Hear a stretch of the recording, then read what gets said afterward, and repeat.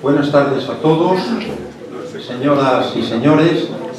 Bienvenidos al Centro Asturiano de Madrid, que es, como todos sabemos, un rinconín de nuestra querida tierra en la capital de España. Es la casa de todos los asturianos y de todos los amigos de Asturias, por tanto, de todos ustedes, de todos vosotros. Como presidente del Centro Asturiano saludo cordialmente a todos, a todas, por acompañarnos en este acto, también pues, a personas especialmente significativas, por ejemplo, pues a don Francisco Álvarez Cascos, que fue vicepresidente del Gobierno y presidente también del Principado de Asturias. Muchas gracias por acompañarnos. También a compañeros, amigos de esa casa hermana, que es la Casa de León, como es Cándido Alonso. Muchas gracias, Cándido. También José María Hidalgo. Es verdad que este acto lo podríamos haber enmarcado en la cátedra asturleonesa. Bueno, en el espíritu así es, y lo sabéis, y además estamos encantados de tener una tribuna interinstitucional como es esa cátedra. Gracias a todos los amigos de la directiva. Fernando Ónega, que está, ¿dónde? No está. Quien ha llegado es el señor Maribona, muchas gracias, que es el presidente del capítulo aquí de la nobleza de Asturias, un gran amigo también de la casa, que en fechas recientes, y no me extiendo demasiado, tuvimos un acto extraordinario, como otros muchos ya anteriores, con la Embajada de Japón. Muchas gracias. Y también a los compañeros, compañeras de la Junta Directiva, a las esposas de los intervinientes, al presidente adjunto, Andrés Menéndez, que lo esperábamos, y a todos. Muchas gracias por acompañarnos, por acudir. El Centro Asturiano de Madrid y la Fundación Foro Jovellanos del Principado de Asturias han organizado la mesa redonda titulada El Corredor Atlántico, Cohesión y Convergencia para el Noroeste Español. Un acto por la vertebración y la cohesión territorial. Si se reivindica justamente el eje mediterráneo, Galicia, Asturias, Cantabria y León también demandan fortalecer el eje del noroeste y que se incorpore al corredor atlántico, que permite conectar puertos de la fachada atlántica con Europa, con todo lo que supone a nivel de cohesión, de comunicación, de competitividad, en el plano comercial, etc. Para hablar de tan trascendente asunto, cuyas implicaciones tienen alcance económico, comercial, social, medioambiental, y acabar con la inveterada marginación del noroeste en materia de infraestructuras, tenemos hoy a 4 destacadas personalidades que ahora presentaré brevemente. Y como moderador de la mesa contamos nada menos que con don Francisco Rodríguez García, empresario asturiano de alcance internacional, presidente de Industrias Lácteas Asturianas René Picot, que es marca de excelencia, Manzana de Oro, presidente de honor y del Consejo Superior de esta su casa, el Centro Asturiano de Madrid. Y con arreglo al orden en que aparecen en el programa, don Ignacio García Arango, a la derecha de don Francisco. García Arango, Cienfuegos Jovellanos, presidente de la Fundación Foro Jovellanos del Principado de Asturias e ingeniero de caminos, canales y puertos. Ha sido ingeniero jefe de la demarcación de carreteras del Estado en Asturias y es Manzana de Oro de la casa. Don Ángel Mario Carreño, que está en el extremo de la izquierda, ingeniero de caminos, canales y puertos, es consejero de Obras Públicas y Ordenación del Territorio de la Xunta de Galicia, fue diputado del Partido Popular por Orense, así como portavoz del Grupo de Transportes en el Congreso de los Diputados. A mi izquierda, don Avelino Juan Acero Díaz, Manzana de Oro, vicepresidente de la Fundación Foro Jovellanos del Principado de Asturias, e ingeniero de caminos, canales y puertos. Hoy ganan, sin duda alguna, los ingenieros. Fue director general de Fomento de Construcciones y Contratas, FCC. Y en el extremo de la derecha, don Aurelio Rubio, gerente de Agroferva, geógrafo con especialización en ordenación del territorio, ha desarrollado su carrera profesional en el ámbito de consultoría estratégica, transporte, logística y cooperación al desarrollo. Muchas gracias a todos por acompañarnos, en algunos casos desplazados ex profeso desde Asturias y León. Es un honor y una satisfacción contar con ustedes en esta importante mesa redonda que va a moderar, como queda dicho, don Francisco Rodríguez, a quien cedo la palabra. Muchas gracias a todos. Bienvenidos.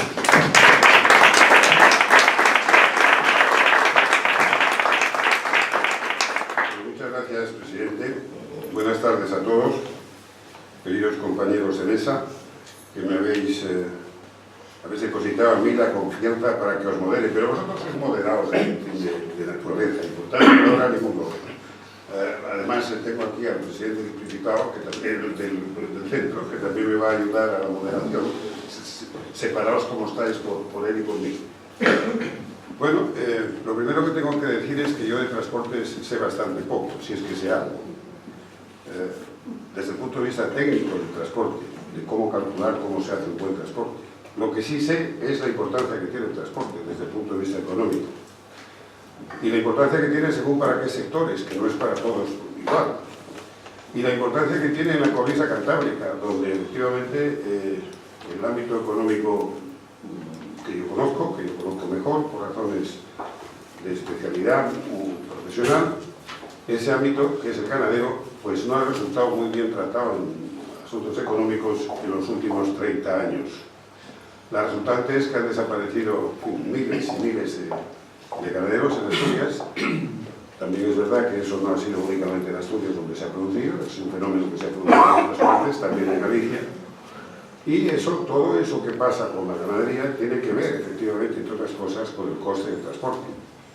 Y ese coste del transporte tiene que ver no solamente con el coste del transporte en el interior del país, sino con el coste del transporte desde otros ámbitos de Europa, desde otros lugares de Europa, que están acechando la posibilidad de llegar a la península ibérica con leche, por ejemplo, leche líquida, transportada en las mejores condiciones económicas posibles. Y eso, cuando se trata del tren, requiere de una consideración muy especial.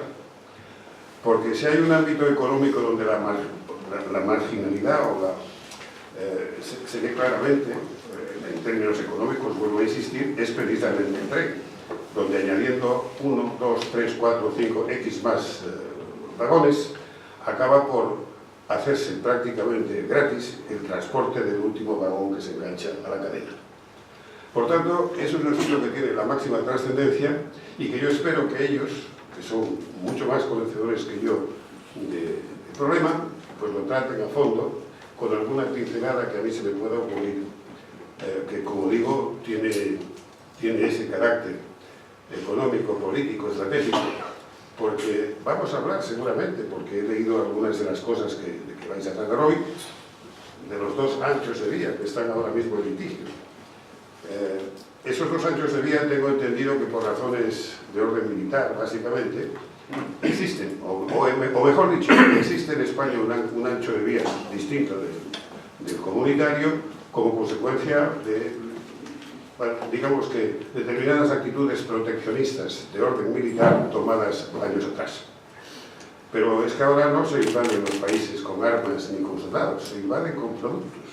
Y entonces es algo que seguramente merecerá la consideración de todos ellos, de las 3 personas que lo han intervenido. Y nada más, ¿por cuál va a empezar?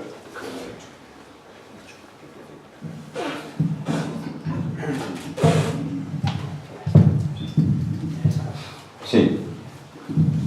Buenas tardes a todos. Solo, como os conozco a muchos de vosotros, no os voy a nombrar, pero solo voy a nombrar a uno. Aquí está don Jorge Fano. Don Jorge Fano es un compañero mío de Avelino y de Ángel, que es bastante mayor que yo, y es como, desde que murió mi padre, es como una especie de padre adoptivo. Don Jorge, que sabe una burrada de transportes, en una comisión que hay de transportes en el colegio, a la cual sigue yendo y debe andar por 92 o por ahí, sigue siendo el más combativo y el que más sabe. El colegio durante muchos años hizo muchas publicaciones de transportes, libros verdes del transporte de medio ambiente, de la movilidad, de no sé qué. El alma de todos fue don Jorge. Y después encima, cuando yo me metí en una locura parecida a esta, que fue hacia el 90 y pico, de intentar organizar unos congresos de funcionarios y una asociación. Hicimos 2 congresos, el inspirador de los 2, o sea, el que yo creo que el speaker o locutor, pero el que sabía más era don Jorge, y hicimos un libre verde sobre la situación del ingeniero funcionario, que quitando las cuestiones marginales, espacio y tiempo, es totalmente válido para la solución, para la situación actual de todos los problemas. Entonces, este es algo especial que voy a hacer porque el que haya venido don Jorge me ha emocionado profundamente. Y bueno, dicho esto, voy a empezar con el tema. Bueno, nosotros empezamos y diréis, bueno, ¿qué hace por aquí un tío que es un funcionario jubilado cuando el que debía de estar hablando del corredor atlántico era un señor de primera línea social y de primera línea económica? Es decir, porque el tema no es con funcionario que encima anda con un lazo verde que representa el Atlántico, porque como somos un mar verde, Castilla, León, cuando está el trigo verde también es verde. Entonces, con esto estoy, porque alguien tiene que hablar de esto, porque si empezamos a hablar a los pequeños, a lo mejor sale adelante, aunque el ideal es que lo lideren los líderes. Todo esto empezó casi en una charla de café en el 2016 que dijimos unos cuantos, si está casi acabado el tren de Pajares, ¿por qué no se acabará de una vez? Vamos a hacer algo. Y entonces empezamos a movernos. Puse aquí unos planinos que son más o menos repetitivos. Este es un plano de Europa que se ve claramente, el eje nuestro es el eje amarillo, y ese eje amarillo, como veis, todo oeste de Francia y todo el oeste de España, el noroeste claramente porque está del borde para arriba, pero después el resto del oeste, si bajase más este borde por ahí, no tiene bajada, salvo la que va casi por otro lado a las Algeciras, lo mismo que hay un corredor central y un Mediterráneo. Entonces, bueno, pues dijimos, no tenemos ni comunicaciones directas por tren ni por barco. Lo del tren surgió de que en 2012, en un momento dado, había una estrategia de red europea, la cambiaron por los ejes, y bueno, el gobierno español fue algo parecido a la leche, dejó a esa zona fuera de los ejes europeos, que es donde estamos ahora no somos corredor europeo. Entonces, pasando a la siguiente, esa la voy a pasar muy rápido, simplemente para lo que veis, lo que es el arco atlántico, todas las regiones que estamos bordeando al mar Cantábrico, y que, bueno, hay líneas, pero en una cosa magmática y en semivacío, no hay una estructura. El siguiente es un detallín simplemente de España, que solo tiene 2 cosas importantes. Una, que se ve otra vez este eje, que se ve lo del norte a otro nivel, que se ve que el oeste de España, aunque no está integrado en esta movida, está parecido a nosotros, y después se ve otra cosa muy importante, que es que el Cantábrico no está comunicado por el Mediterráneo, salvo, bueno, que ahora con la Ibasca se está haciendo una conexión en Bilbao, y que por otro lado hay otro tema que murió en el 2012, que era importante para España, aunque Francia no le gusta mucho, que es que había un corredor central de los Pirineos, que está muy estudiado y que está aparcado más o menos hasta 2030. Ese plano lo puse por eso.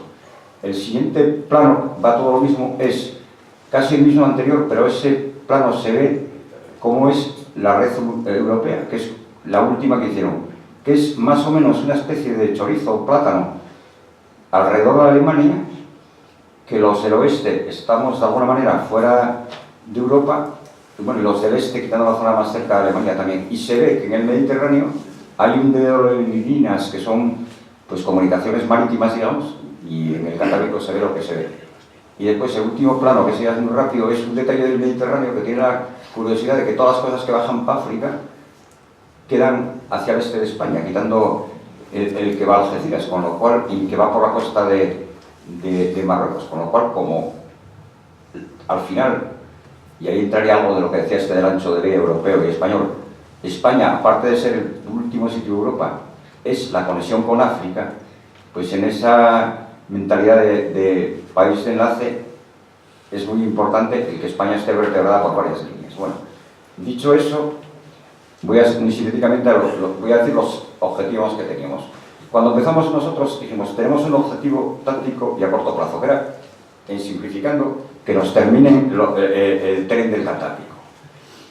En ese contexto hay 2 objetivos importantes, semiestratégicos. Uno, definir el papel del ferrocarril de mercancías en España, porque aunque somos asturianos, todas las guerras que hay en las mercancías estarían todas eliminadas y estaría todo el tema muy claro, pasa con el ancho europeo, con el ancho ibérico, con los gáligos, con la longitud de las estaciones, etcétera, etcétera, si hubiese un plan estratégico de mercancías, que el Ministerio sí habla últimamente que iba a hacer ese plan, y eso sería vital, y nosotros era llorar por eso. Y la otra objetivo semiestratégico era decir, oye, el mar Cantábrico tiene que convertirse en un intercambiador de mercancías, es decir, una parte de la malla que vertebra Europa, en vez de ser toda esa que visteis en el dibujo anterior, que esté toda hacia el este, que el Cantábrico fuese como el Mediterráneo, y que todo estuviese estructurado. Cosa que si nos remontamos a épocas antiguas, yo creo que hasta los celtas, ya ves que se hablaba de que los celtas no son de Irlanda, son todos del este de Europa, entre paréntesis, pero bueno. Pero que a Irlanda llegaron desde Galicia, es decir, que el Cantábrico era un intercambiador de mercancías en lanchinas en su época. Entonces pretendemos que eso sea una intercambio. Y después, un objetivo estratégico que era el genérico y final, que era decir, bueno, como realmente eso tiene interés para nosotros, pero tiene interés para Europa, porque Europa, si es un cachín o un chorizo alrededor de Alemania, no va a funcionar. Europa o funciona como Europa o no funciona. Eso ya no debe tener esa guerra. Pero dentro de esa guerra, el que el oeste está aislado y que resulta que los puertos de Francia ahora están haciendo entregas a Nancy y por ahí, estén desconectados de ese famoso eje y nosotros estemos conectados, estamos en una guerra que también entra el oeste de Francia. Por eso decía que un objetivo estratégico importante es el unir a Europa, y por eso lo poníamos al final. Bueno, y todo eso no vale para nada, porque yo me remonto, como soy presidente del Foro Jovellanos, de alguna manera a Jovellanos, que no quería la carretera de Castilla porque le gustasen las carreteras. Y lo que quería era que en Asturias el pescado se hiciese en Asturias, se debe mandar para Cataluña y que viniese salado de allí, quería que hubiese industria y tal. Entonces, lo que quiero decir es que lo importante es no las propias infraestructuras, sino que funcione el noroeste. Bueno, hay un tema, yo puse aquí asuntos que se ha conseguido hacia Asturias. Estos días en Asturias se habló mucho de que nos iban a meter en los famosos corredores europeos que nos sacaron en el 12 y que con el objetivo 2030 tendríamos dineros para acabar nuestras líneas. Realmente, si siguen adelante los presupuestos y con los presupuestos anteriores, lo que es el corredor Asturias está a nivel presupuestario vencido, porque está previsto hacer todo lo que hacía, no voy a entrar en los detalles del tramo de vía que faltaba, la segunda vía entre el Valle de León, temas de electrificación, tal. Es decir, que eso estaría todo. Es decir, Asturias, cuando se culmine este presupuesto siguiente, bueno, que se obtienen anualidades, no necesitaría para eso los fondos europeos porque ya nos lo había dado el gobierno. Por otro lado, en el interior de Asturias, dentro de la planificación que tiene el gobierno, tiene una idea clara y buena, que es mantener la centralidad de las estaciones y resolvería el problema desde Poralena hasta Gijón, quitando y además atacando los dos puntos más negros que son las variantes de Villabona y de Sotodero, con lo cual, insisto, eso estaría vencido. Y en el itinerario gallego, la acción de la autonomía y con lo que se metió en los últimos presupuestos, prácticamente el tren a Galicia como línea de alta velocidad está ventilado, con lo cual ese primer objetivo ya valdría. Entonces, los nuevos fondos europeos, ¿para qué pueden valer? Pues pueden valer para lo que queda después. Aparte de que hay un tema importante que tenemos que seguir los asturianos y gallegos, es que se cumpla por gobierno lo que está comprometido. Es decir, más que pedir ahora es vigilar de que se cumpla. Yo iba a tocar un tema a continuación muy brevemente, porque no es el sitio, que es el tema de la planificación de mercancías.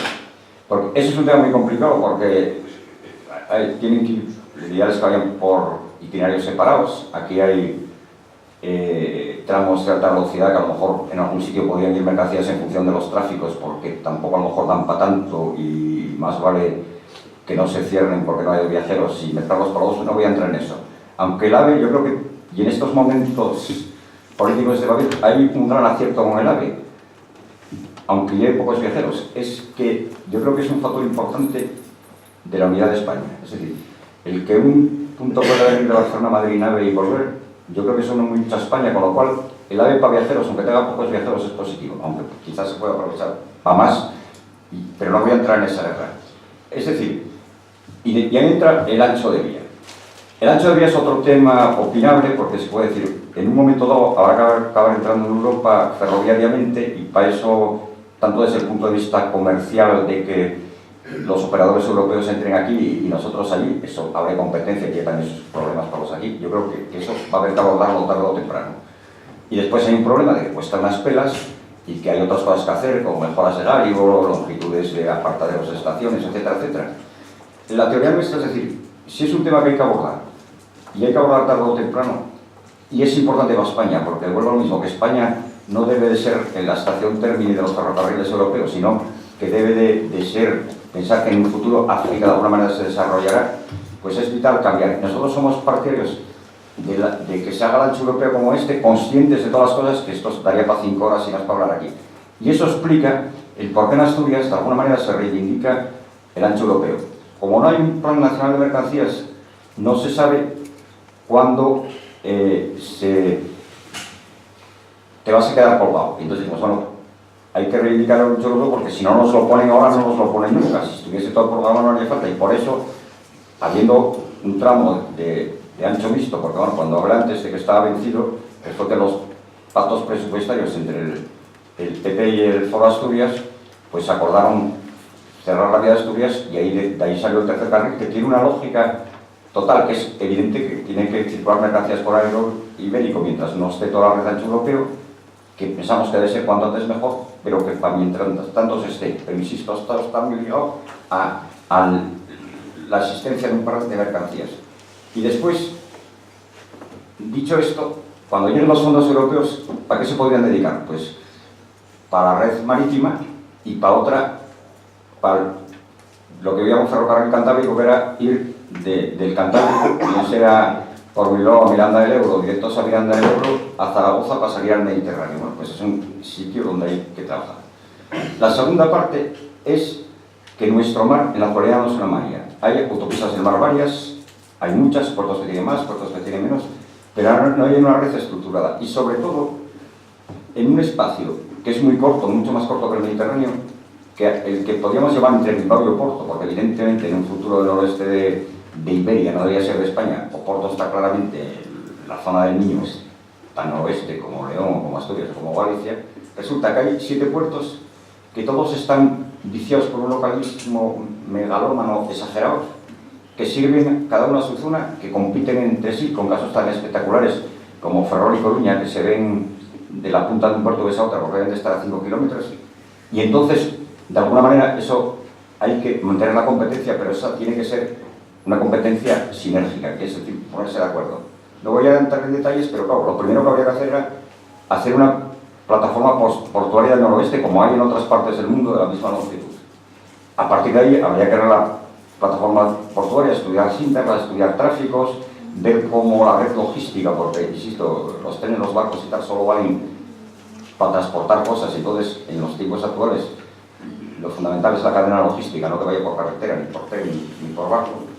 Y entonces, pues, es esencial. Eso sí que lo mismo que, por ejemplo, pidiendo, y es de agradecer al Ministerio, tanto fondos europeos que nos lo pidan, tanto explicándolo y convenciendo con racionalidad y estudiando los temas a fondo al Ministerio que es necesario hacer determinadas obras, que fue el fruto de lo que dio lugar al plato presupuestario que pidió con las negociaciones por las cosas PP.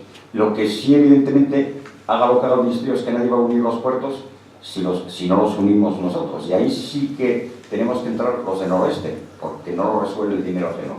Y entonces ahí sí que hay que ir todos cogidos de la mano para competir, e insisto, con esa competencia sinérgica. Y evidentemente hay que estudiar el tema muy bien, porque esas cosas no saben decir, pero lo primero es la voluntad de decir, hay que hacer una plataforma que debe funcionar unida y después tener lo que tenga. Y entonces, en este punto, y eso fue hace una temporada, dijimos, bueno, en el fondo, todo esto, ¿qué es lo que estamos pidiendo? Que es que el noroeste, que yo puedo hablar de mi pariente Jovellanos, cuando quería desarrollar la industria de Asturias para mejorar el nivel de vida de la gente y los transportes eran marginales, se estaba pensando en un sitio que se iba a caballo, en un sitio en que ahora se va en coche, en tren de alta velocidad, en barco y tal, pues la dimensión del noroeste es parecida a la que tenía Jovellanos. Y entonces, ¿qué es el corredor? El corredor para mí es que la economía funcione. Y para ello es necesario que se cambie el modelo económico, que se innove y que se cree valor a través de actividades productivas. no vale lo de siempre, la construcción o el turismo. Los trenes, los barcos y hasta el surf en Córdoba, si exagero un poco, si no tienen el fil anterior, no valen para nada. Y para que Noroeste consiga esto, ese balance diferencial será la diferencia que sea entre estar aislados o conectados, porque las infraestructuras no son esenciales para eso. Y entonces el Noroeste debe fundamentar el futuro en que tenemos un buen sitio con buen clima, buena cultura, gentes formadas, tenemos un nivel universitario bueno, pues hay que hacer todo eso. Y entonces, el que en esa tierra se pueda poner industria innovadora, ese tenemos que hacerlo nosotros. Nosotros, porque el traer al indio que está en Gijón, aunque sea buenísimo y tal, a los americanos a tal, como Mr. Marsacanos, eso tiene que salir de nosotros. Y eso los asturianos, los leoneses y los gallegos lo hacían en la inmigración, hablando entre ellos y yendo juntos y no tirándose zancadillas. Entonces, yo iba a acabar con esto, y para mí lo más importante es que para mí el corredor atlántico ser que todo el noroeste nos acostumbremos a hacer las cosas unidos, a no ir con cosas de campanario de aldea y decir, oye, pues vamos a ver cómo los puertos se pueden funcionar distribuyendo las cosas para sacar todos lo más posible. Eso nos exige a todos, a las asociaciones de empresarios y todas las asociaciones, a los empresarios a emprender, a los que trabajamos trabajar realmente, a los líderes ser líderes, y no me estoy refiriendo a los líderes políticos, me refiero a los líderes empresariales, porque son los que de verdad tiran de las cosas. Y sobre todo hay que luchar, y luchar mucho. Y para eso hay que crear un ámbito mental para erradicar nuestra tradicional aversión al emprendimiento. Y sobre todo hay una cosa importantísima, que eso es común a los gallegos, a los asturianos y yo diría que también a los leoneses, que no debemos de ser pesimistas y debemos de tirar adelante. Y en el tirar adelante, insisto que tenían que ir nuestras líneas. Y voy a acabar lo de los líderes. Aquí cuando se empezó con el corredor atlántico se han hecho gestiones y las asociaciones empresariales han hecho muchas a nivel de pedir a la administración y de hacer escritos que van bien. Pero esas cosas yo creo que se hacen tirando para adelante. Y pongo el ejemplo del Mediterráneo, que el Mediterráneo montaron un club, dicho de alguna manera, que ahora ya tiene 50 socios, una serie de empresarios encabezados por Juan Roch y por Boluda, que decidieron abordar el tema, poner un dinero, estudiar los temas bien, ir a pedir a donde tenían que pedir, pero a su vez exigir, convencer a la gente, hacen hasta carreras populares para que se sepa que el corredor mediterráneo vive, y eso de alguna manera funciona, porque viendo los presupuestos, el periódico de ayer, no sé cuál era, pues si era en El País o en cuál, venía que para el corredor mediterráneo este año iban 2.100 millones, van porque harán falta el Ministerio de Estudios las cosas, pero van también porque la gente lucha. Entonces yo creo que esa lucha, igual que en la época de Jovellanos, si yo en vez de ser un jubilado fuese Jovellanos, como tendría amigos que sería el duque de tal, el duque de no sé quién, presionarían ahora los que deben de encabezarnos, son los líderes del noroeste, con toda la importancia que tiene que ayudemos a todos los demás, asociaciones particulares, etcétera, etcétera. Yo no quería decir más porque esto era una especie de no lo voy a mirar.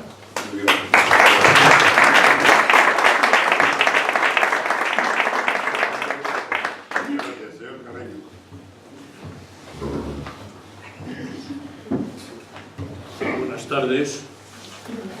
Haré un poco de historia comentando la influencia de varios ministros gallegos y no gallegos, otros no gallegos, en nuestro tema.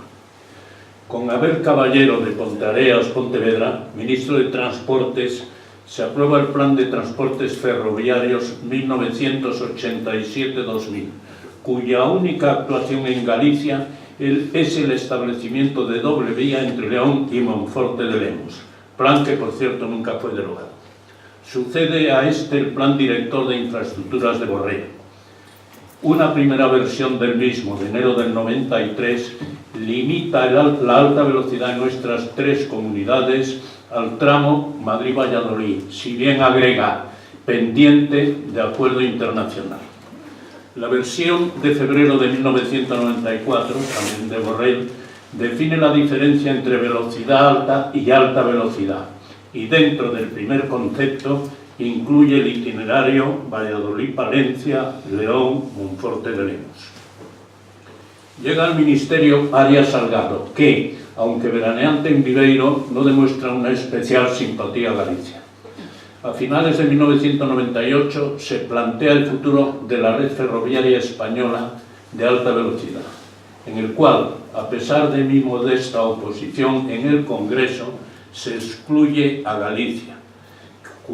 Ello provoca la reacción conjunta e inmediata de los gobiernos de Castilla y León de Lucas y de Galicia Fraga, y con ello la rectificación no menos inmediata del Grupo Parlamentario Popular, incluyendo dentro del próximo marco comunitario europeo de apoyo el interés prioritario de proceder a la ejecución de las líneas de alta velocidad Córdoba-Málaga, Madrid-Valencia y Valladolid-Galicia.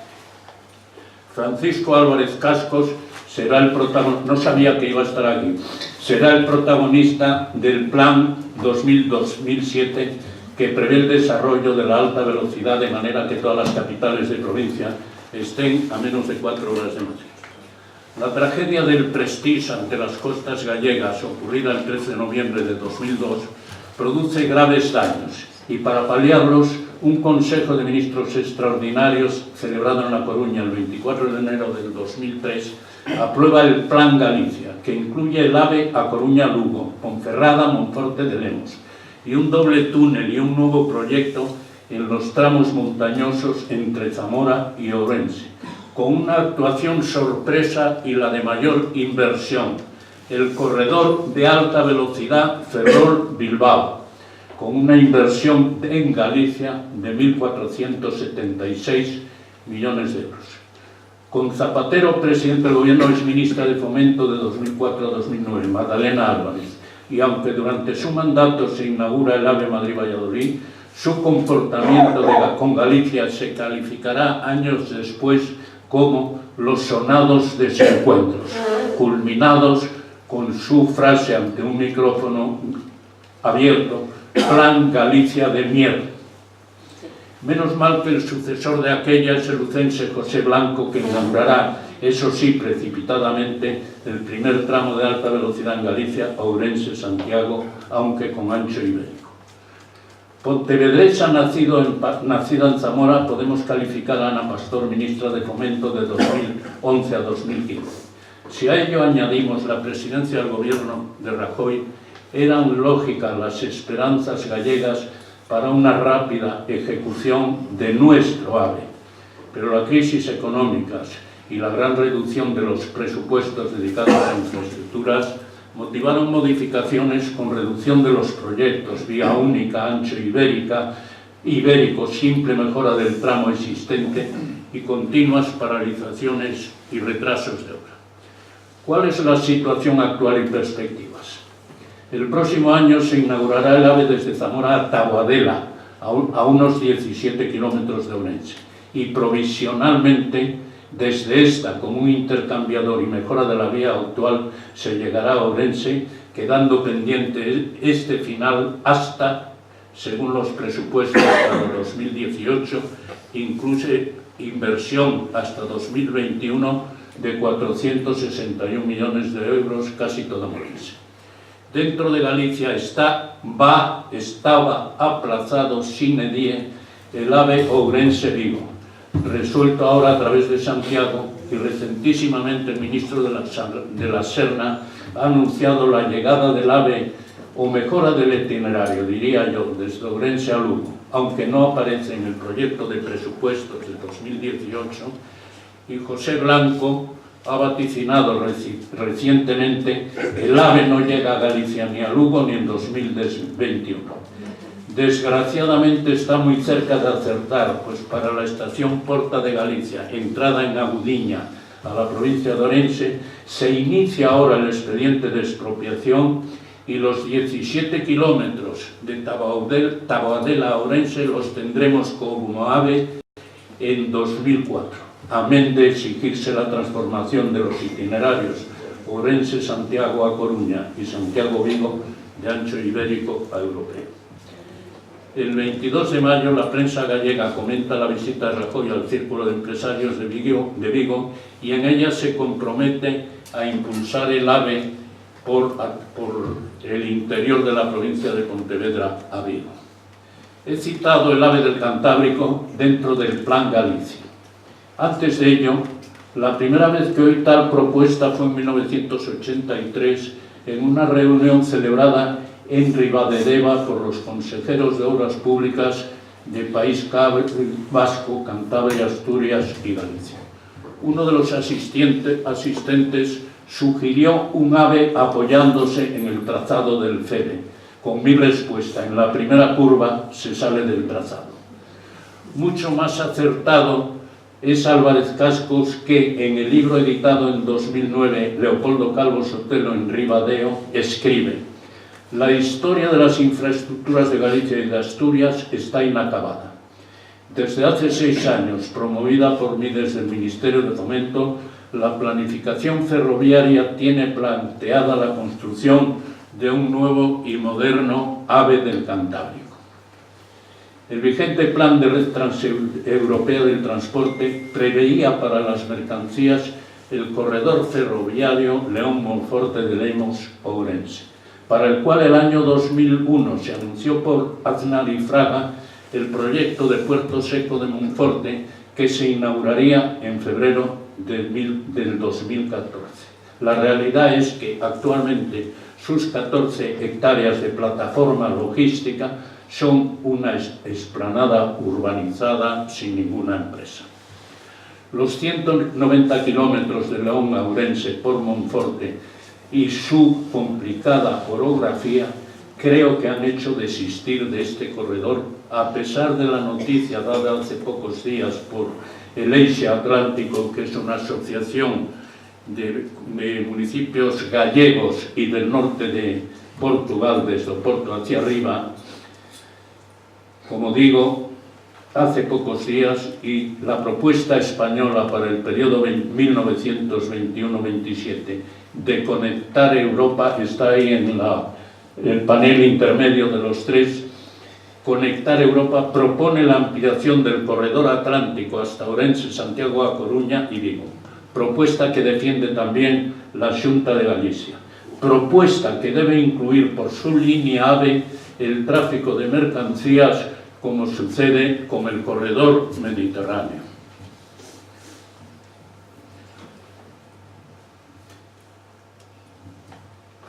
Galicia no puede olvidar sus infraestructuras con Portugal.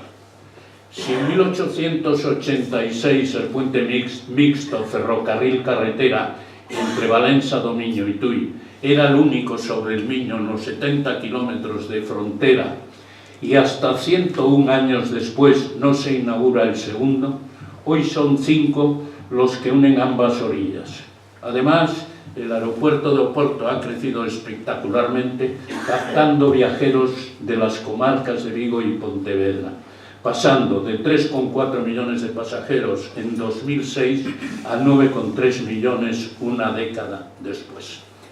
Las reuniones periódicas de Xunta de Galicia, Comisión de Coordinación Norte de Portugal, y las cumbres ibéricas concluyen con acuerdos sobre infraestructuras, como la celebrada el pasado año en que se acordó, al fin, electrificar el corredor ferroviario Porto-Vigo para que las actuales 2 horas 20 minutos en el trayecto de 120 kilómetros se reduzcan a 90 minutos, o la de este año en Elvas para iniciar el corredor atlántico. Voy a hablar de los puertos gallegos, los puertos nodales y las autopistas del mar. El puerto de A Coruña estaba ahogado por su ubicación urbana y la terminal del suministro de petroleros a la refinería de Sahagún. La catástrofe del Prestige apuró la necesidad de un puerto exterior que en su momento fue la obra de mayor presupuesto de Galicia. Desde la primera piedra, el 3 de abril de 2005, hasta el comienzo de actividades en agosto de 2012, tuvo una financiación comunitaria de 267 millones de euros. Entonces no tenía acceso vial en condiciones ni de ferrocarril. El primero llegó en junio de 2016, casi 4 años después, y en esos 4 años tan solo habían atracado 200 buques. Hoy, cuando escribía esto, 2 de abril de 2018, acaba de resolverse la cofinanciación a DIF Puertos del Estado para la construcción del ferrocarril con un presupuesto de 140 millones de euros. No debe extrañarnos que el Tribunal de Cuentas de la Unión Europea haya criticado desde el año 2012 esa inversión que ascenderá a 1.000 millones de euros y mal planificada, con una previsión inicial para su financiación de ingresos procedentes de la enajenación de terrenos urbanos del puerto, que no ha sucedido, y con la retirada de los proyectos de utilización del nuevo puerto por Pemex y Beijing 3. Críticas similares ha tenido el puerto exterior del Ferrol, que también ha comentado la proximidad de La Coruña Ignacio García Lago, al que el acceso por carretera ha llegado después del primer buque, y el ferrocarril de acceso al mismo tiene un plazo de ejecución de 46 meses desde la primera piedra colocada el 25 de septiembre de 2017. Más grave fue la no inclusión de Vigo como puerto nodal en la propuesta española presentada por José Blanco a la Comisión Europea. Sí presentó y se aprobó puerto nodal a Coruña. Ese lo intentó corregir Ana Pastor en marzo de 2013 sin lograrlo. Afortunadamente, no todo es negativo en los puertos de Galicia. El de Vigo, en su magnífica ría, tiene casi 20 kilómetros de longitud, con zona de contenedores, terminal de transatlánticos, zona de pesqueros, puerto deportivo, astilleros, conexión ferroviaria, eso sí, con ancho ibérico, y vial, así como un cliente excepcional, antes Citroën, ahora PSA. Las autopistas del mar previstas por la Unión Europea para reducir la congestión de tráfico a través de la red de carreteras tienen en Galicia una de ellas. Desde 2015 funciona Vigo-Nantes-San Nacer, financiada por la Unión Europea con tan solo 3 millones de euros dentro de un programa Marco Polo y otros 23 millones de euros cofinanciados al 50% por los gobiernos de Francia y España. Desde el pasado año se ha extendido el itinerario hasta el puerto belga de Zeebrugge, Brujas. La de Vigo a Tánger se estrenó en junio de 2017 con el envío por Inditex de carga para sus instalaciones en Marruecos. Y el 11 de mayo el puerto de Ferrol anunció la inauguración de actividad con tráfico ro-ro hasta Finlandia, eso sí, quincenal. Estamos en un momento importante porque la Unión Europea debe definir los proyectos a incluir en el periodo 2021-2027, debate que se iniciará en los meses inmediatos. El Ministerio de Fomento ya ha adelantado su propuesta para el corredor atlántico. Incluye la autovía a Coruña-Irún solamente por carretera, y Galicia y Asturias conectadas por tren con el ya aprobado corredor atlántico de Sines y Lisboa a Irún, Francia, en Olmedo.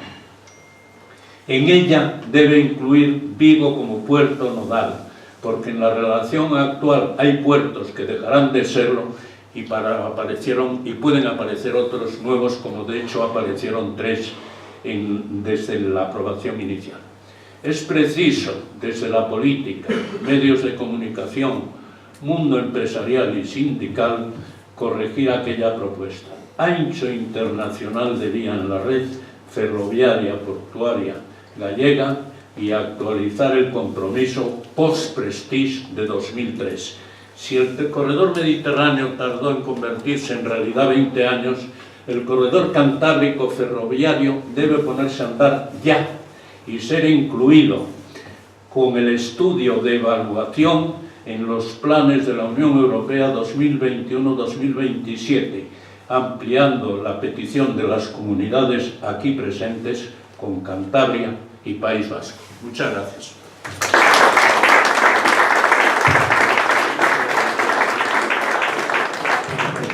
Muchas gracias. Don Alberino, tuya es la palabra. Bueno, muchas gracias. Primero, yo voy a dar las gracias al Centro Asturiano, sobre todo, de los aquí asistentes, porque soy un poco el que ha organizado este pequeño acto tan magnífico, ¿no? Y además con unos asistentes tan estupendos como los que tenemos aquí. Ya se ha citado a nuestro vicepresidente del Gobierno, mi querido compañero Francisco Álvarez Castro. Tenemos a Isabel Pardo, que seguro que desde su puesto y su responsabilidad estará muy de acuerdo. Bueno, yo algún día querría que se uniera a nuestra causa, de momento como está en otros trabajos y en otros menesteres, pero y como lucense, no hay que olvidarlo, seguro que la podremos unir para esta causa.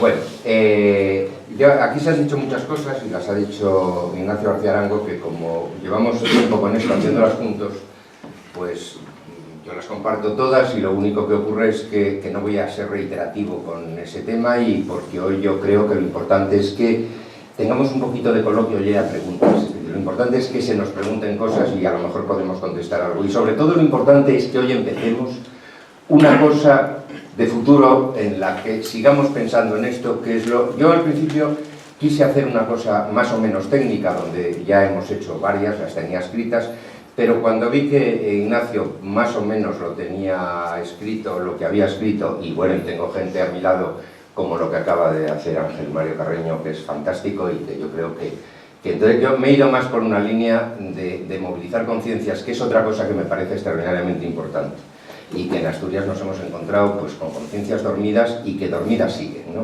Entonces por ahí estoy, y entonces he escrito unas cosas, pero por ahí. Empiezo hablando de mí, cosa que no me gusta, pero bueno, quiero decir que dejé mi actividad profesional en el año 2013 y la dejé habiendo tenido la satisfacción de participar en la construcción de obras que desde Uzdongo hasta el Cerro de Santa Catalina, por un ejemplo, yo nunca hubiera imaginado ni en mis más ambiciosos sueños infantiles que pudiera participar. Como cada año, desde octubre, yo esperaba que llegaran los últimos días de junio para que en aquellos viejos, lentos y maravillosos trenes me traspasara desde Madrid el verano para pasar el verano en Asturias, ¿no? Y mi emoción infantil era inexplicable con lo que sentía cuando cruzaba la Perruca. Yo recuerdo aquellas riñas de mi niño, de mi madre: cierra la ventanilla. Pues nunca pude explicarme lo que sentía yo ante ese olor de la carbonilla y entonces se segaba la hierba, y la hierba recién segada de aquellos empinados prados que había por el puerto de Pajares, ¿no? Finalmente, casi siempre con retraso, Gijón. Y el olor a mar, que era otro olor que yo siempre, los olores me han hecho mucho en mi vida, ¿no? Y aquel olor que me rodeaba al bajar en la vieja estación del norte, al final de la calle Marqués de San Esteban. Y con aquel infantil razonamiento yo me pregunté siempre, ¿por qué la llamarán del norte? Si me monto aquí en un tren para ir al norte me caigo al mar. O sea, solo se podía ir al sur. Luego con el tiempo entendí por qué aquella estación era del norte. No sé por qué, pero yo siempre asocié ese olor con ese cerro que hoy ocupa la preciosa escultura de Chillida. El cerro de Santa Catalina era la mar con mayúsculas. Y como decía antes, lo que nunca pude imaginar de niño se produjo al cabo del tiempo. Tuve la enorme suerte de que la vida pusiera en mi camino los nuevos túneles que atravesaban la cordillera y el puerto del Musel, también al final en mi trabajo, y me permitieron participar en su construcción. Las obras se terminaron, en concreto los túneles se calaron en julio del año 2009, y a partir de ese momento comienza un debate interminable y por supuesto nada fructífero en Asturias. Infraestructuras ya construidas y que permanecían ahora a largos años en un estado de letargo, que solo me parecía comparable al de la mayoría de los que estaban debatiendo sobre las mismas. Si las hacemos así, vamos, me estoy refiriendo fundamentalmente a los túneles de Pajares y al puerto del Musel. Me quedaba otra tercera que me parecía increíble que estuviera allí y nadie se ocupara de ella, que no la debemos olvidar, que es el Metrotren de Gijón. Dice, aunque es más local, pero significa muchísimo en la movilidad de los habitantes de la mayor ciudad del Principado y que también representa una importante inversión de todos los españoles. Y es otra obra más que ahí está durmiendo el sueño de los justos. Nadie de la sociedad civil asturiana se movilizaba pidiendo que se rentabilizaran estas inversiones. Yo siempre pensé, ¿no?, que aquí se ha citado mucho a Jovellanos y no hay más remedio que seguirlo citando, porque es para un pensador que hemos tenido, que ha hecho las cosas muy bien, pues yo creo que tenemos que seguir en su línea.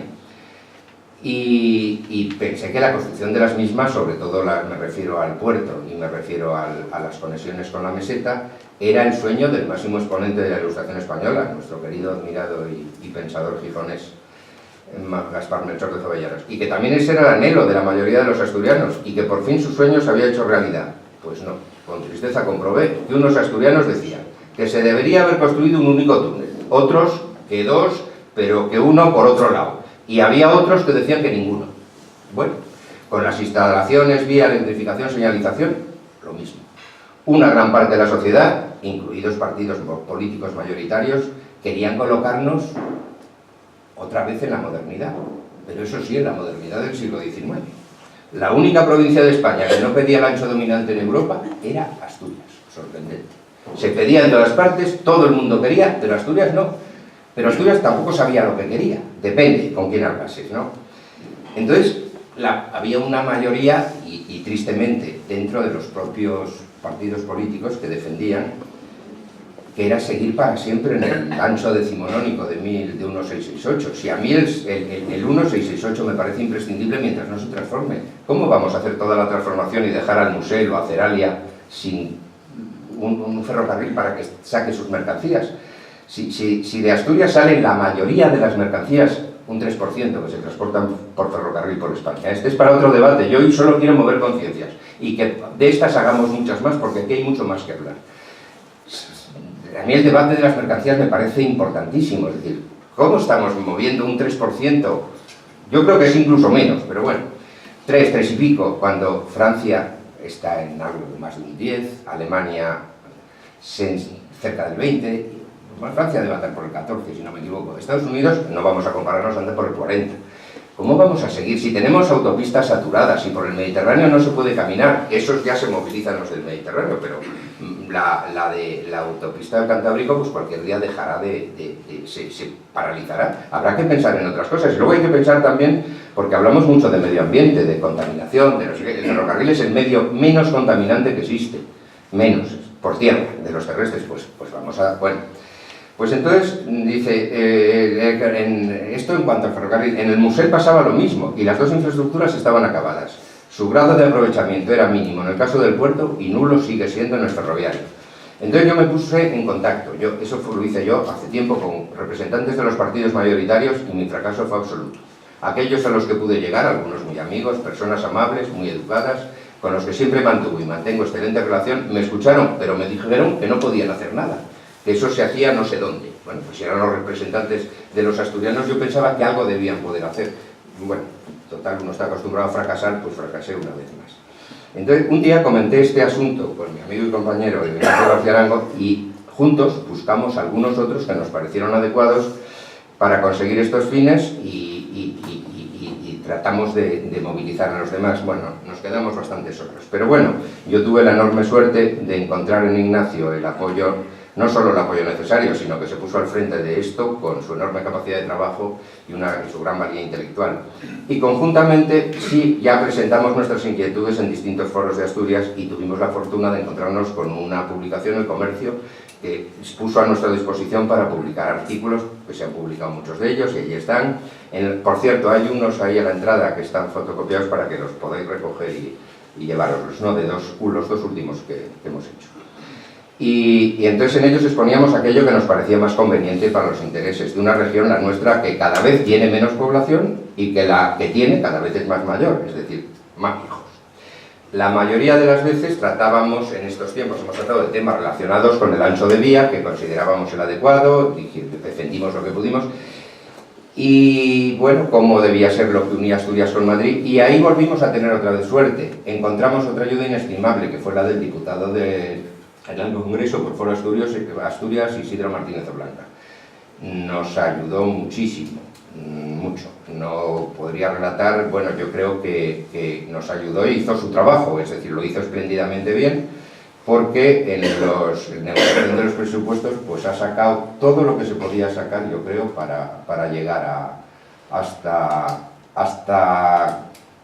de momento hasta León y hasta Pola de Lena o a Campomanes. Bueno, lo que es de sentido común, es decir, que llegar al ancho internacional, electrificación en 25.000, es decir, aquellas cosas que eran de sentido común. Y si hace falta, pues habrá que, como se deja una vía para que pueda salir Renfe todavía por allí, hasta que se haga... Yo pediría al Ministerio, desde luego, que hiciera un programa de cuándo piensa que España puede tener el ancho internacional, o sea, el ancho estándar, o el 1435 en toda su red. Por lo menos tener algo para tener un horizonte, es decir, ¿dónde lo vamos a tener? Porque es que si no hablamos de esto, pero no tenemos nada en concreto. Luego se podrá cumplir los temas presupuestarios, serán los que sean, pero por lo menos que tengamos un horizonte a dónde vamos a llegar, porque ya cuando uno se descuida ve las cosas para el 2000, no sé cuántos, 40 o yo qué sé, ¿no? Ya son unos años que bueno. Pero claro, dices, cuando con Foro encontramos, pues eso, alguien que nos escuchaba y dijimos, bueno, por fin tenemos a alguien que nos escucha y bueno, nos ha ido muy bien y estamos encantados de que poder seguir ahí. Y estamos seguros que vamos a poder seguir. Pero claro, lo de Asturias se quedaba cojo si no lo contemplábamos desde un punto de vista más amplio. Pensamos, bueno, ¿y qué? Hemos llegado a Asturias. ¿Y de qué nos sirve estar aquí si no tenemos a Galicia, si no tenemos a León? Incluso habrá que pensar en el norte de Portugal, al que se ha referido Ángel Mario. Entonces, lo que teníamos para Asturias ya lo había sacado adelante Isidro Martínez Blanca, pero en el futuro necesitábamos que Galicia, Castilla y León unieran sus fuerzas a las nuestras. Y si es posible, Cantabria y el norte de Portugal también. Y entonces, ya no voy a sacar otra vez más el mapa, ve uno los corredores y dices, caramba, el norte, el noroeste de España, olvidado, no existe. Pero no existe para nada. Y claro, esto no era solo lo malo. Es que si esto nos pareciera poco, en algún lugar pudimos leer que nuestro gobierno se planteaba montar el ancho estándar, o sea, el UIC, o sea, el europeo, el que tiene Europa entera, en el País Vasco, en Cataluña, y dejar a España al resto sin UIC, es decir, bueno, vamos a pasar la frontera un poco más abajo, esto no es posible, no me lo puedo creer. Luego eso se dijo, pero parece que no se dijo, pero dicho está, o escrito por lo menos. Entonces, yo todo esto, dices, pero bueno, ¿cómo es posible? Dice, ¿y en Asturias qué pasa? Dice, pues en nuestra querida Asturias y desde las organizaciones empresariales no se escuchaba ni una sola voz. Inmediatamente los empresarios levantinos, murcianos y andaluces, en vista de lo del País Vasco y Cataluña, pues con el señor Boluda a la cabeza y unos cuantos empresarios más se organizan, crean una plataforma que se moviliza eficazmente y consiguen que el gobierno español acepte montar todo el corredor mediterráneo con parámetros europeos. Curiosamente, lo que no hacemos nosotros, lo hace don Vicente Boluda. Acude en nuestra ayuda y asiste en Oviedo a una conferencia organizada también por Foro Asturias, en la que solicita que se ponga en marcha el corredor del Cantábrico. Empresarios gallegos, leoneses y por fin aparece algún asturiano también lo solicitan. El señor Tajani, estos días, dice que va a apoyar ante la Unión Europea la petición de incluir este corredor en los grandes ejes europeos. Menos mal que tenemos a alguien que de verdad viene a ayudarnos, es decir, desde el Mediterráneo o desde Europa, porque en Asturias solo Foro, porque de los demás partidos no he visto todavía demasiadas ayudas. Y dice, bueno, bien, vamos a ver, y si ya termináramos el eje atlántico y con el Cantábrico podríamos hacer hasta Bilbao, a lo que se refería antes Ignacio, dice, esto nos podría poner en la frontera francesa y nos podría poner a través de Miranda y Zaragoza y resucitar aquel Santander Mediterráneo que nunca se pudo terminar, pero que a mí me parece que para el noroeste español es fundamental, es decir, unir Valencia con el norte, con el Cantábrico y con el noroeste para todos nuestros puertos. No solo estoy pensando en Asturias, estoy pensando en el resto de los puertos. Que por cierto, tenemos una enorme, ahora nos hablarán de puertos, tenemos unos puertos eficacísimos, buenísimos, y el Llagostera o el Musel, pues muertos de risa prácticamente, y hay que ver qué pedazo de puertos, ¿no? Yo veo que la división eterna que hemos tenido en España de norte-sur corre el peligro hoy, y estamos en el camino de transformarse norte rico contra sur pobre en una división que es este rico contra oeste pobre. Y esa es la otra frontera, es decir, contra eso o se moviliza Asturias, Galicia. Bueno, vamos a recordar, dices, y vamos a tratar de recordar a todos los españoles que la Mariña Lucense existe, que está allí, dices, está, bueno, una vez pusieron una fábrica de aluminio, pero allí está, y que resulta que es preciosa, hermosa. Dice, y me gustaría recordar que entre Vegadeo, Luarca, Cudillero y Avilés tenemos uno de los trayectos costeros más bellos de España. Tal vez sea este, desde el punto de vista medioambiental, de toda la costa española, el mejor conservado. Y queremos que lo siga siendo, pero que sea algo más que un espacio natural que han abandonado porque los humanos porque ya no queda nadie que viva allí. Yo, para acabar, no me quiero extender más, quiero ver las preguntas, pero no puedo terminar sin dirigirme a aquellos asturianos que con su esfuerzo y trabajo han contribuido y lo siguen haciendo día a día a crear empleo y riqueza en nuestra tierra. Yo os pido en este asunto a ellos, al empresariado asturiano, una decidida implicación, como lo han hecho los levantinos, y como se está haciendo desde Galicia. En vuestras empresas, les diría, y les digo, porque se lo he dicho en Asturias, todos los días trabajáis por Asturias, pero además hace falta luchar por Asturias. Bien sé que algunos lo hacen, y aquí tenemos alguno que está en esta mesa que es ejemplar, ¿verdad? Auténticamente ejemplar. Pero hace falta que lo hagan todos, ¿verdad?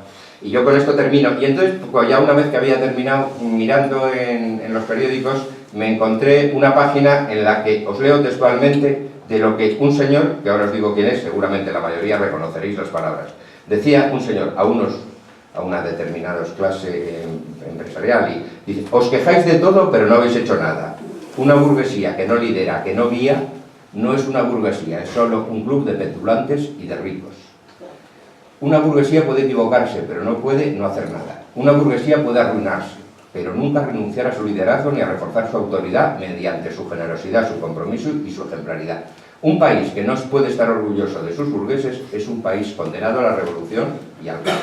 Esto lo ha dicho antes de ayer Manuel Valls en Cataluña a un grupo de empresarios que se quejan mucho de que ahora pasa lo que pasa. Bueno, en Asturias no estamos en la situación de Cataluña, pero podemos estar en otra, desde el punto de vista económico, si no tenemos en cuenta esto, que no lo digo yo, lo dice alguien tan importante como un primer ministro de la República Francesa.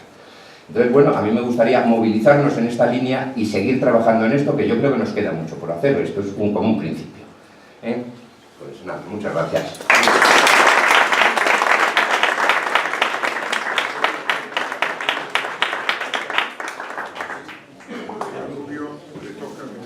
Muy bien.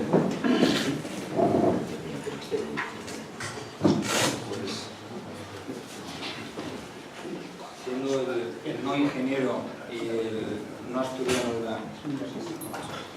Hay que subir Decía que, bueno, siendo el no ingeniero y el no asturiano de la mesa, pues me siento absolutamente implicado con todo lo que se ha comentado por parte de los anteriores intervinientes. Yo me voy a apoyar en una presentación que, bueno, es un extracto de una serie de situaciones del pasado profesional, de la última década, digamos, más o menos, en la cual pues, he tenido oportunidad de desarrollar actividad como consultor en materia de logística, pues trabajando muy de la mano de entidades del noroeste, fundamentalmente de mi querido puerto de Gijón, del Muset, para el que tuve oportunidad de trabajar durante bastante tiempo en temas de desarrollo de cadenas logísticas. He querido llamar a la presentación la logística como vector impulsor del desarrollo en el noroeste ibérico y como palanca de integración con Europa. Se ha hablado aquí mucho de infraestructuras, yo voy a intentar pasar por encima de la infraestructura. No es que no me parezca interesante, me parece muy relevante, pero efectivamente las infraestructuras, como aquí se ha dicho en la mesa, sin contenido, pues no pasan a ser más que fantasmas de hormigón y unos costes para la economía que, bueno, son muchas veces inasumibles y a veces, en ocasiones, hasta inaceptables, ¿no? Voy a empezar con una vieja foto. Esto es un acto oficial en Astorga, hacia el año 1895, con la inauguración del Ferrocarril de la Plata, ferrocarril que unía Asturias con todo el resto del oeste peninsular, pasando por Astorga. Y he querido coger el rábano por las hojas, un dicho que todos hemos oído, aquello del ferrocarril será la base del transporte del siglo XXI si logra sobrevivir al siglo XX. Esto en España lo hemos llevado a rajatabla, me refiero fundamentalmente a la parte de mercancías. Se ha hablado aquí antes de AVE, de no AVE. Yo de AVE no voy a hablar porque soy un convencido de que el tráfico de mercancías tiene unas características diferentes al tráfico de personas, al tránsito de personas en ferrocarril, y requiere unas infraestructuras un poco más peculiares. Entonces, yendo un poco más allá, me parece bien el dicho, pero es que además ocurren cosas. Ocurre que en el siglo XXI la competitividad de las economías viene determinada más que nunca por una serie de factores.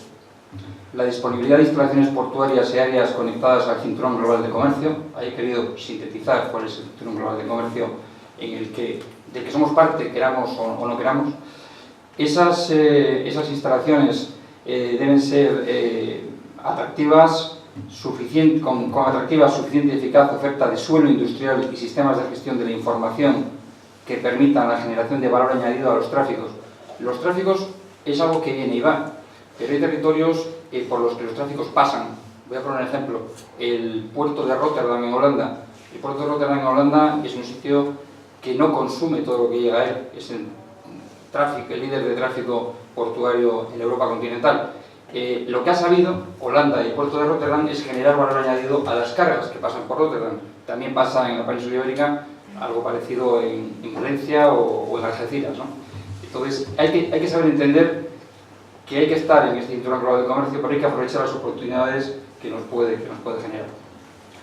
Tienen que tener además una conectividad óptima y eficiente a los sistemas terrestres de distribución para llegar a los mercados en condiciones de sostenibilidad y respeto ambiental. Estos son parámetros ineludibles en el siglo XXI en el que nos movemos. En este sentido, pues me quedo simplemente con el gráfico, tampoco quiero aburrirles.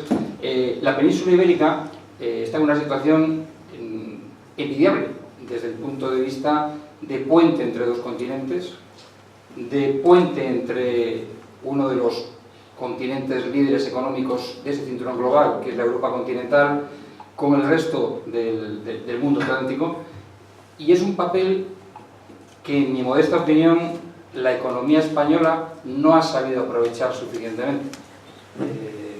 Esto es algo que tendremos que hacernos mirar, pero realmente se nos ha pasado una burbuja de las infraestructuras sin que hayamos sido capaces de hacerlas rentables desde el punto de vista de los tráficos.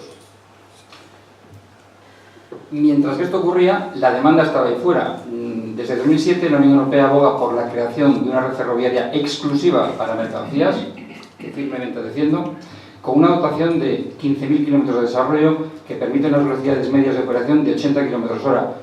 Para llevar mercancías no hace falta circular a 250 o 300 km/h. Las mercancías lo que necesitan es cadencia, eficiencia y unos costes cuanto menores, mejor para el empresariado.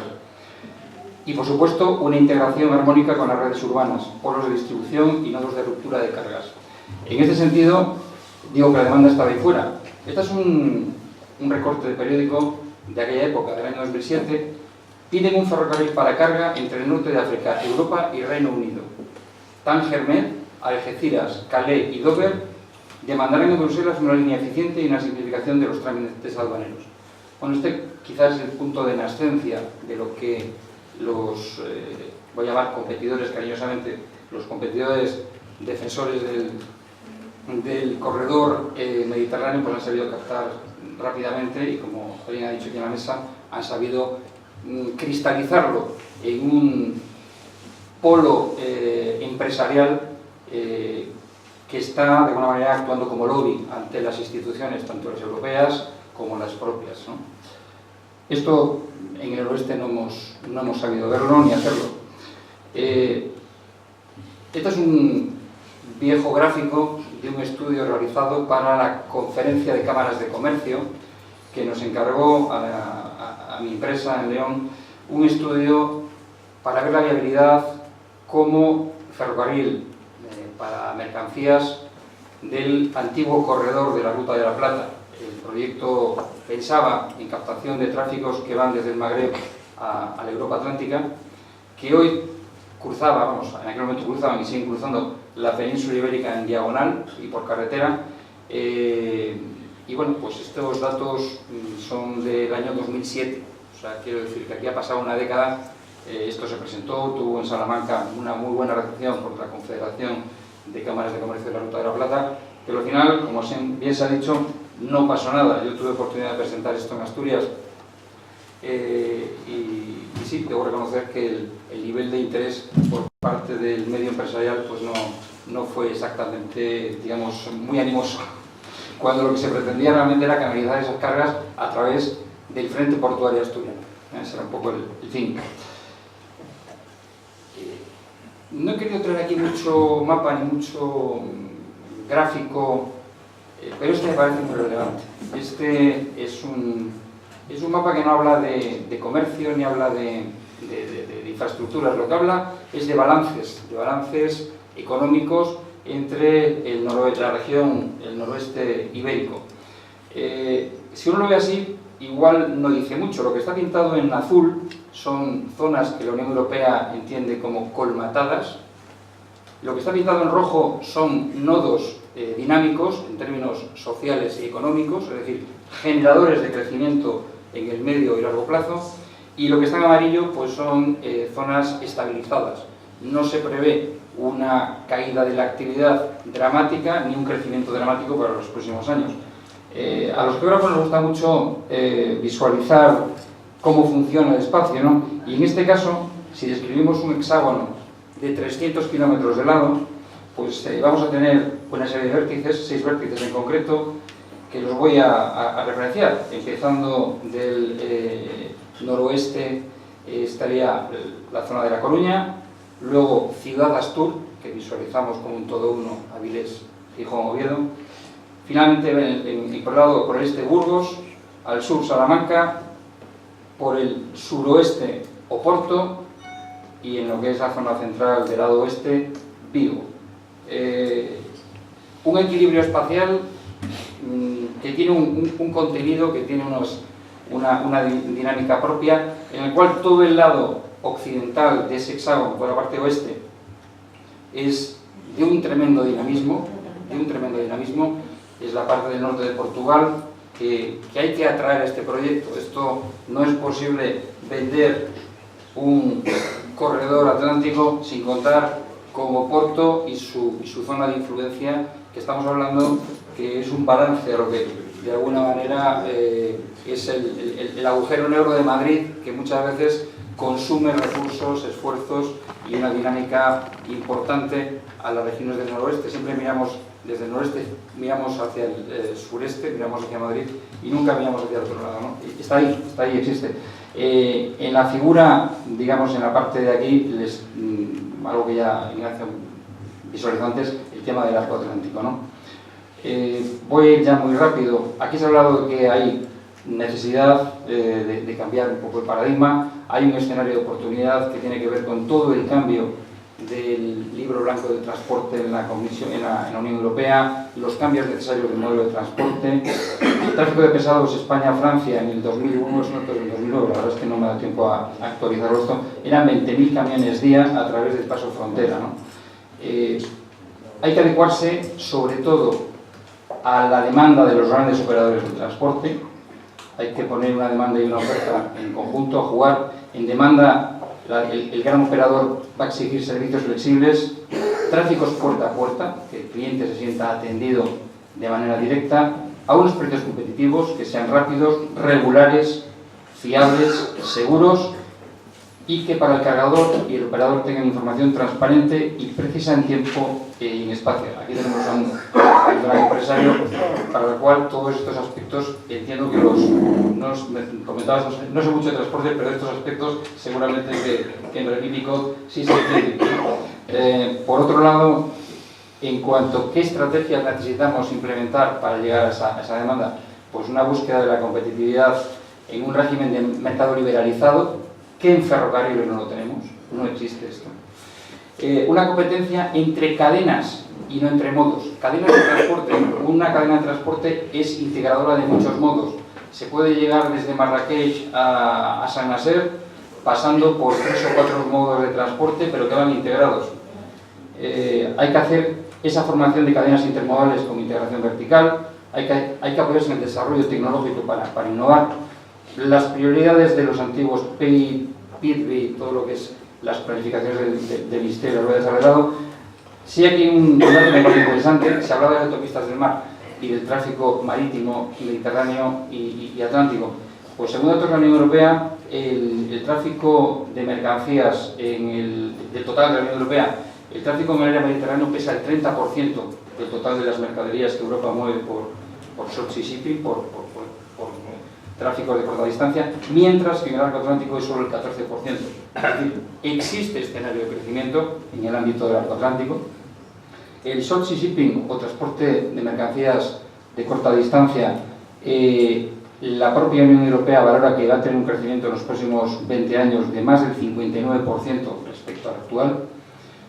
Hay innumerables estudios que acreditan la conveniencia para reducción de costes de infraestructuras, para reducción de emisiones contaminantes, de utilizar el short sea shipping, el transporte por barco. Y hay nuevos aprovechamientos ferroviarios que a mí me gusta poner de relieve porque no son ciencia ficción, existen. El ferroutage, que alguien habrá escuchado hablar de él, realmente son es transporte ferroviario de cajas móviles, es decir, un señor que transporta tomates desde Marruecos a Amberes y que hoy tiene que cruzar toda la península ibérica y Francia para llegar ahí, pues se puede plantear un servicio mediante el cual se mete el camión completo en un tren lanzadera que lo lleva a un puerto de la fachada cantábrica, se mete en un barco y al día siguiente por la mañana, sin costes medioambientales o minimizándolos,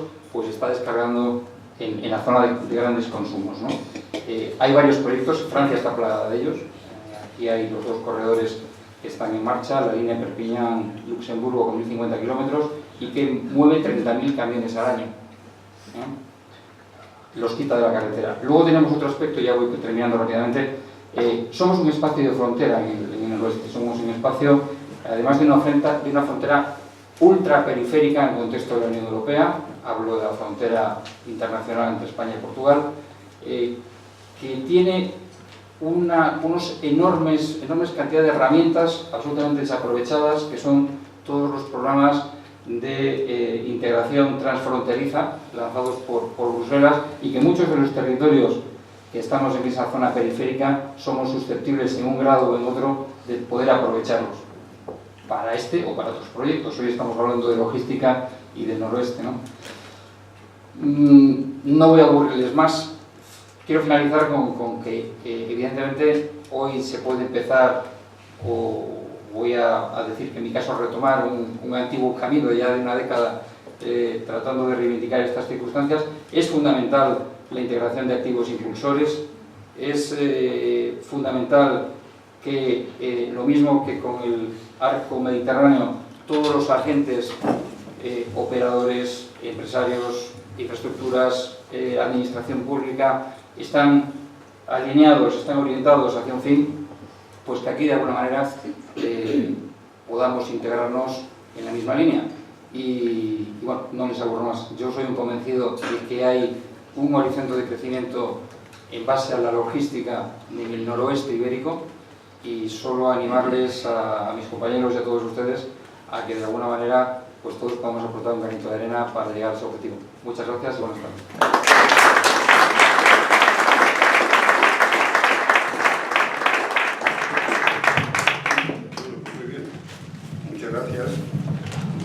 Supongo que me toca decir algo, aunque no sea nada más que para tratar de poner de relieve 2 cosas que habéis coincidido prácticamente todos en la valoración de lo que nosotros necesitamos como país en materia de transporte. Habéis coincidido todos que yo estoy básicamente de acuerdo con las consideraciones que habéis hecho, que no me parece que desde el punto de vista técnico estéis en ningún error, y sí me gustaría, sin embargo, añadir alguna consideración de otro orden.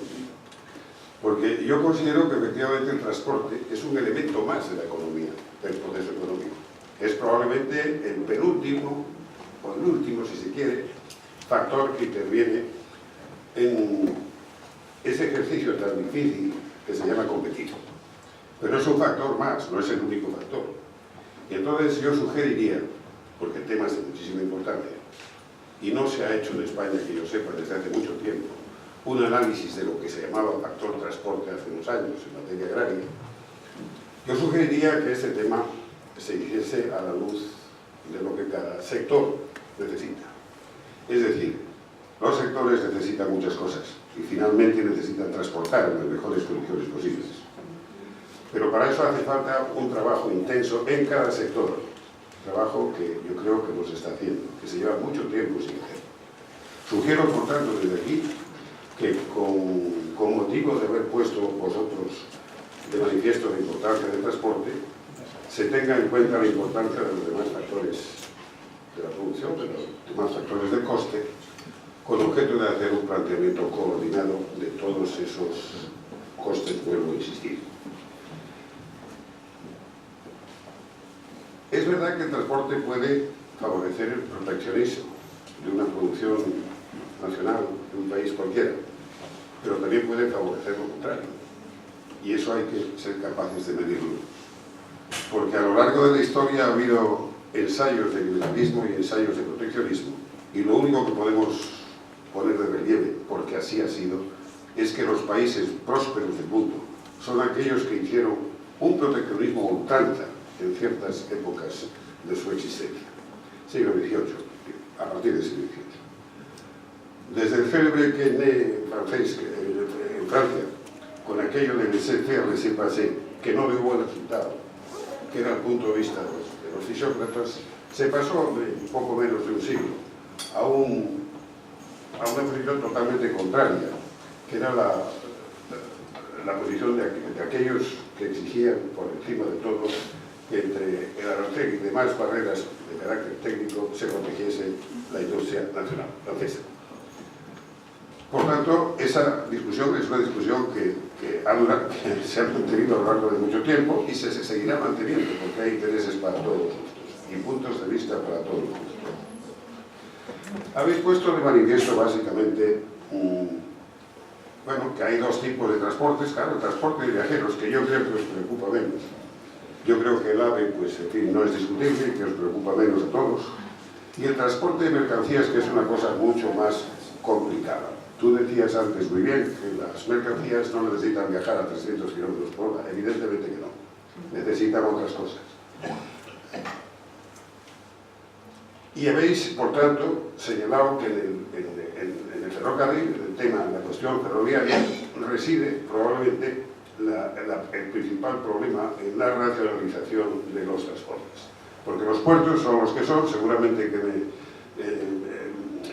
el Cantábrico tenemos abundancia de puertos y no tanta abundancia de mercancías a pasar por esos puertos, lo que quiere decir que seguramente eso tiene un arreglo más fácil, pero al poner vosotros el acento en la necesidad de hacer mejor las cosas que tienen que hacerse en materia de vías terrestres, habéis naturalmente señalado mucho, probablemente con razón, el papel del ferrocarril y muy poco el papel del transporte sobre ruedas de goma por la carretera.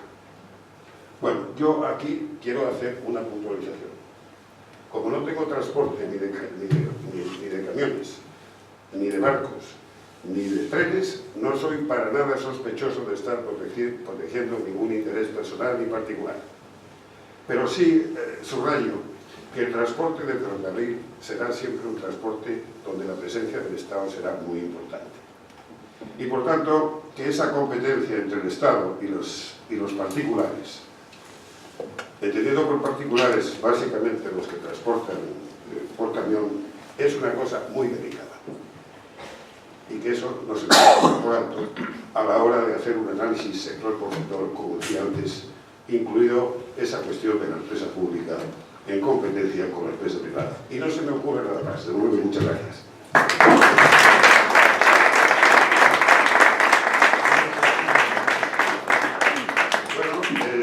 Son las 9:30, por tanto la hora es avanzada, seguro que algunos tendrán ganas de cenar, pero si hay alguna pregunta, háganla con toda tranquilidad.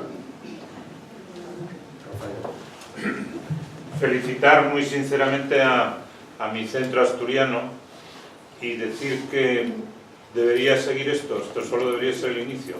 Y seguramente es importantísimo que haga esto el centro asturiano, porque no es fácil hacerlo allá como vamos a poder probar en 2 segundos.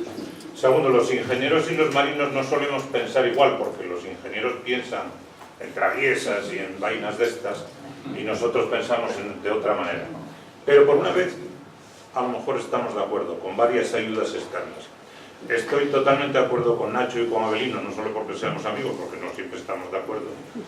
Y por lo tanto, la llamada a la unidad, la llamada a la acción, la llamada a dejar de mandar cartas a la administración y a gobiernos y a vainas verdes, porque mi empresa, la fundación que represento, está en 5 proyectos europeos. Llevamos 20 veces a Asturias a los máximos expertos europeos y a los que daban la pasta. No hicieron caso, nunca. No les preocupó para nada no sentir frustrados. Entonces seguramente la primera cuestión, traigamos el debate aquí y continuémoslo. No se puede agotar una cosa de esta complejidad en un día. Primera reflexión. El centro asturiano, los presentes, el almirante Albert, experto en la geoestrategia, uno de los máximos. Pero veréis por qué, porque el mes que viene os invitamos a todos al Foro de Seguridad, nos afecta a todos que no queremos ir tan rápido al cielo, que se celebra en Madrid, en Gijón, en Oviedo, en Candás, en Avilés. Ya veremos cuál es la reacción asturiana. Mis dudas son enormes, pero no es porque me llame yo Abelino, que me llamo Rafael, ni porque me llame Nacho, es que no les interesa, están en otra vaina. Entonces, vamos a ver si podemos avanzar un minuto más. Nosotros, la parte marítima, estoy seguro de que nos ponemos de acuerdo en estar de acuerdo con la parte ferroviaria, aunque tiene una gran prepotencia, aunque lo vean ustedes, pero tiene en relación con los otros sectores un poder, si lo llevamos a números, gigantesco en relación con la financiación del resto. Pero nosotros estamos de acuerdo, porque ¿quién no va a estar de acuerdo con el AVE, o con el transporte de mercancías, o con no quedarse totalmente liquidados de cara al presente y al futuro? ¿Cómo no va a estar de acuerdo con eso? Dicho eso, ofrecemos una visión más amplia.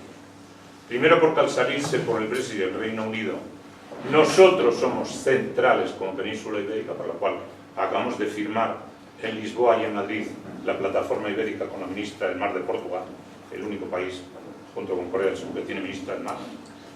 Dos, planteamos 3 corredores, no uno mediterráneo, no uno atlántico, porque, dada la configuración del país, hace falta uno central que pase por la mitad. Es evidente, no solo porque esté casado en Aragón, sino porque es evidente. Por lo tanto, hay un corredor atlántico imprescindible, no para nosotros, para Angela Merkel, porque va a explicar, el almirante no hoy porque no da tiempo, pero cuando queráis, estamos dispuestos a venir la parte marítima, mezclar lo ferroviario con lo terrestre, con la logística, con los de León, imprescindibles que son listos, y con los gallegos, como no, magnífico. Pero no podemos salvarnos solos porque no existimos, por lo tanto hay que pensar en Portugal, hay que pensar en más cuestiones, y hay que pensar cómo se le ocurrió a Jovellanos tener el principal hijo y ponerle el nombre Instituto de Náutica y Mineralogía. No puso instituto para tirar piedras en la carretera de Castilla, no hizo nada de eso. Instituto de Náutica y Mineralogía, no sabía nada el paisano ese, para ser de Cima de Villa. Bien, pues invitar primero, animo al centro a repetirlo y a convertirlo en continuidad, porque solo con esto no creo que consigamos doblegar los picos de Europa. Está difícil esto. Primero, muy difícil está. Segundo, animemos a ese proceso de unidad que plantea el foro. Tercero, invitamos al el nombre mismo, pero distinto foro, en Asturias del 16, con componentes históricos, Pedro Menéndez, nuestro descubrimiento de la Florida, etc. Recuperación, homenaje a la figura de Cervera, etc. 17 a 21, invitados. Cuarto, mezclemos eso con el resto de los componentes, escuchemos lo que dicen fuera. Quinto, esto requiere mover no solo al foro partido asturiano, que ha hecho bien esto, sino al resto de los partidos, porque esto en definitiva se define en un Parlamento Europeo, con unas dinámicas completamente distintas, con apoyos de la prensa, etc. No es tan sencillo. 3 corredores fundamentales, 3 corredores. Y es estupendo, pues si Boluda es tan listo, que por cierto es amigo mío, porque os recuerdo que sin Boluda no habría salvamento y otras cuestiones, no solo ayudó en esto, pues que venga Boluda y que vengan todos los demás que tienen ideas sobre esto, resumen y síntesis.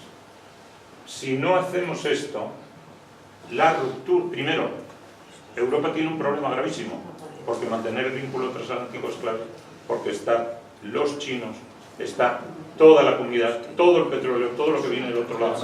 No llega, no puede llegar, no puede pasar el Reino Unido, tiene que venir por la península ibérica, no solo por el eje Suez de Panamá, sino porque esa es la geoestrategia. Entonces, felicitar de nuevo, tratar de ponernos de acuerdo, no es tan fácil, pero hagámoslo.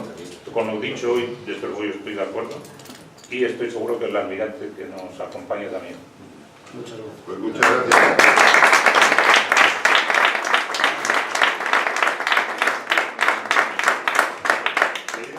Acaban de sugerirnos que hagamos del centro una especie de ministerio de la mar. Lo vamos a hacer, lo vamos a hacer. Muchas gracias. Tenemos los almirantes. Están pagados los almirantes ya. Si no es ahora, después del verano, continuaremos con esta propuesta, con esta reivindicación y esta concienciación. No sé si alguien más... Sí. Bueno, yo, continuando con la felicitación a los intervinientes, que me ha gustado mucho, apoyo lo que dice Rafael y lo que estoy oyendo en la mesa, que esto hay que no solo continuarlo, sino ampliarlo, fortalecerlo. Y quiero hacer una pregunta a esta magnífica exposición de logística. Esos trenes lanzadera o barcos lanzadera, ¿cómo redundan al final en el precio del producto? ¿Lo encarece? ¿Lo abarata? No, vamos a ver. Hay una serie de reducción de costes operativos. Efectivamente, un tauliner, un camión de transporte internacional que va rodando por una carretera, que va consumiendo ruedas, que va consumiendo combustible, que va contaminando, que tiene que pagar peajes. Evidentemente, esa situación pues, no es sostenible en el largo plazo. O sea, el volumen del comercio en Europa continental va creciendo, las infraestructuras, por mucho que hagamos quererlas crecer, no van a poder crecer más, y la ventaja hay que buscarla en sistemas que tengan unos pasos de mercancía que no afecten a la operativa de subida y bajada de una carga. Es decir, al empresario lo que le interesa es meter su mercancía en un camión, va segura, porque se carga una vez, y que se descargue una vez en destino. Eso es lo que el empresario que mueve mercaderías a nivel internacional quiere seguridad, quiere continuidad, quiere tener rutas abiertas, quiere que haya una cadencia. No vale de nada que tengamos, alguien comentó antes, un servicio RoRo entre Vigo y Finlandia si es cada 15 días. Esto no ayuda a la economía. O sea, esto tiene que tener, son cosas que tienen que tener sistemas de aprovisionamiento que tienen que tener una cadencia, no sé si decir diaria, pero vamos, cada 15 días, desde luego, eso no es eficiente en términos de la economía moderna.